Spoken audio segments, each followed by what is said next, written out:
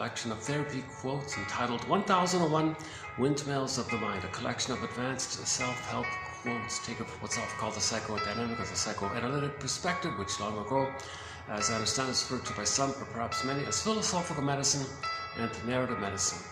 The idea around narrative and story is that it gives us a sense of time. That means our experiences can be recognized, that we lived our experiences with the recognition of the time element.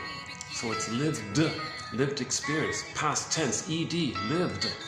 So our trauma took place in a part of the brain that doesn't know time, timeless, eternal, forever, infinite, no time. And when there's trauma, we repeat, recreate, repeat.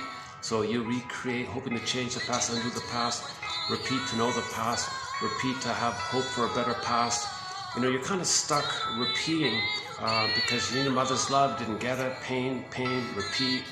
So in the repetition compulsion is timeless. So we repeat symbolically some new additions, new versions, recreations, uncanny resemblances to the past. And we're doing it again and again in a state of timelessness, and we're not aware of it. So it's because unconscious. It's pretty powerful, unconscious trauma. So we're talking about relational trauma, interpersonal trauma, developmental trauma, strain trauma, ambient trauma, weaning trauma, okay, which can superimpose with birth trauma, perinatal trauma, prenatal trauma. Things freeze up for the poor child. He couldn't develop.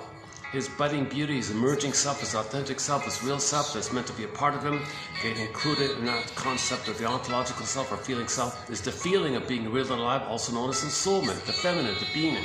That's a major part of us, to have this beingness. With this beingness, that's the core I of us, the heartful I of us, the real I of us. And you need that I for a wide variety of life. So really, most of living comes from this core I. For example, I feel... okay, we can run through a long list about the capacities of the real self. Masterson has a book on it. So just quickly, a couple examples is, if you have the I, well,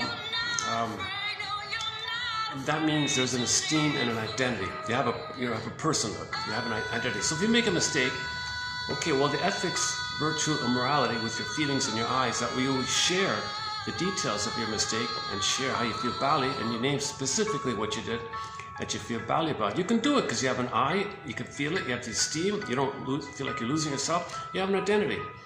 So you can make apologies. That can lead to reparation and repair, better understanding, increased understanding, leads to intimacy, because shared intimacy, and you can make I statements. Because there's an I there. To make I statements,